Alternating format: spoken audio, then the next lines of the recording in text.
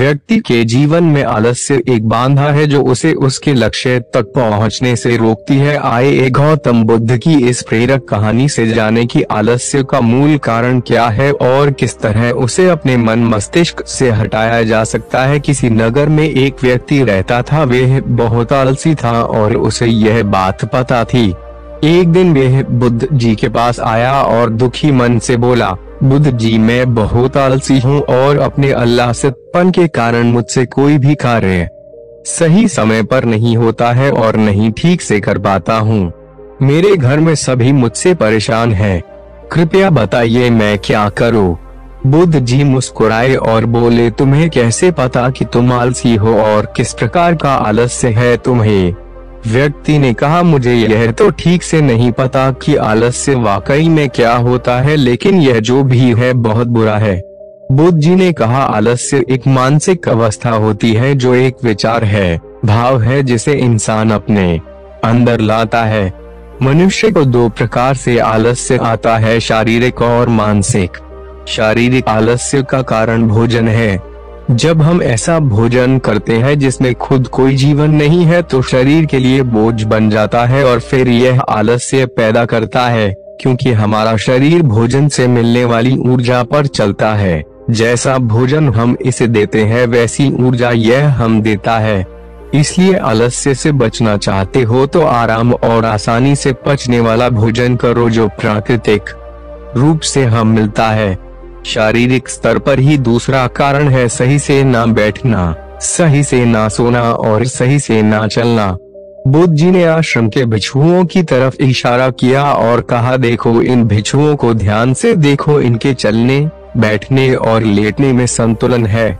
जब ये चलते हैं तो इनके पैरों के बीच तालमेल होता है, बैठते हैं तो गर्दन ऊपर और रीढ़ की हड्डी बिल्कुल सीधी होती है, जब लेटते हैं तो शरीर बिल्कुल स्थिर और तनाव रहित होता है, जिससे वे आरामदायक और गहरी नींद लेते हैं। व्यक्ति बोला, क्या पर्याप्त नींद आवश्यक है? बुद्ध बोले, हाँ, ना कम ना अधिक। यदि रात को पर्याप्त नींद नहीं लेते हो तो कल का दिन आलस्य और थकान से भरा होगा। व्यक्ति ने कहा, आपने सच कहा, यह मैंने भी महसूस किया है। बुद्ध बोले, शारीरिक स्तर पर तीसरा कारण है सुबह जल्दी ना उठना। जल्दी तभी उठ पाओगे जब रात को सही समय पर सोगे। इन आश्रम के भिक्षुओं को देखो, इनके रात का सोने का समय निश्चित है, तभी यह सब जल्दी उठते हैं। हर एक भिक्षु का अनुशासन होता है और वही इनके जीवन में संतुलन लाता है। इंसान अनुशासन को एक बंधन समझता है, लेकिन यह सच नहीं है। अनुशासन हमें बांधता नहीं बल्कि आजाद करता है। बुद्ध जी ने व्यक्ति से कहा, यदि आलस्य से बचना चाहते हो तो एक निश्चित दिनचर्या बना लो। व्यक्ति बोला, लेकिन शुरुआत कहाँ से करें? चलने से, बैठने से, लेटने से या सुबह जल्दी उठने से? बुद्ध जी बोले, इसी समय से। जो भी कर रहे हो उस ध्यान से करो। मन के स्तर से आलस्य को समझो। मानसिक स्तर का पहला कारण, जब हम किसी कार्य को करने के लिए खुद को काबिल नहीं समझते तो हम आलस्य आता है, क्योंकि हम वे कार्य पहले भी नहीं कर पाए थे।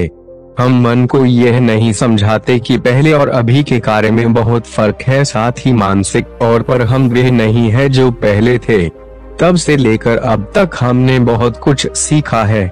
मानसिक आलस्य से बचना है तो खुद पर विश्वास करना सीखो। मानसिक स्तर पर दूसरा कारण है आलसी और छोटी सोच वाले व्यक्तियों के साथ रहना। कई बार देखा गया है कि हम आलसी नहीं होते, लेकिन ऐसी लोगों के साथ रहने से हम भी वैसी ही हो जाते हैं। वह व्यक्ति बोला, आप सही कह रहे हैं, यह भी मैंने महसूस किया है। बुद्ध बोले, मानसिक स्तर का तीसरा कारण है काम को टालना। मानसिक तनाव का सबसे बड़ा कारण है, हमें पता नहीं चलता, लेकिन धीरे धीरे यह आदत हमारे अंदर घर कर जाती है और जिंदगी खराब कर सकती है। इसलिए को कार्य आज कर सकते हैं उस आज ही करो, कल नहीं। बुद्ध ने कहा, मानसिक आलस्य का चौथा कारण है लक्ष्य स्पष्ट न होना। मान लो तुम एक रेगिस्तान में फंसे हो और तुम्हें प्यास लगी है तो क्या करोगे? वह व्यक्ति बोला, मैं पानी ढूंढने के लिए आसपास किसी गांव की तलाश करूंगा। बुद्ध बोले, यदि गांव नहीं मिला तो क्या करोगे?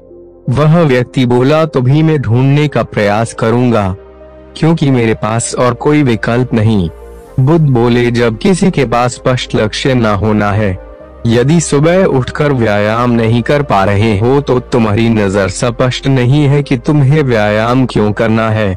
यदि तुम भविष्य में होने वाले रोगों के प्रति सचेत नहीं हो। मानसिक आलस्य का 5वां कारण है किसी कार्य को करने की बड़ी वजह न होना। मान लो तुम किसी सुनसान जगह से कीमती गहने लेकर जा रहे हो, तुम थक गए हो और बैठना चाहते हो, यह सोचकर तुम पेड़ के नीचे बैठ जाते हो। तुम देखते हो कि सामने से कोई डाकू आ रहा है, तो क्या ऐसे में भी तुम्हारा आलस्य तुम्हें भागने से रोकेगा? नहीं, तुम्हारा आलस्य सिर्फ उन्हीं कार्यों को करने से रोकता जिन्हें करने की बड़ी वजह नहीं होती है। बुद्ध ने कहा, मेरी बात ध्यान से सुनो, जहाँ स्पष्टता है और कार्य करने की बड़ी वजह, वे आलस्य हो ही नहीं सकता। वह व्यक्ति गौतम बुद्ध से बोला, मुझे आलस्य का सारा खेल समझ आ गया। इस आर्टिकल में गौतम की आलस्य न करने की प्रेरक मोटिवेशनल कहानी बताई गई है, जिसे अपने जीवन में धारण करके व्यक्ति ऊंचाइयों तक पहुंच सकता है। जुड़े रहने के लिए लाइक सब्सक्राइब करें।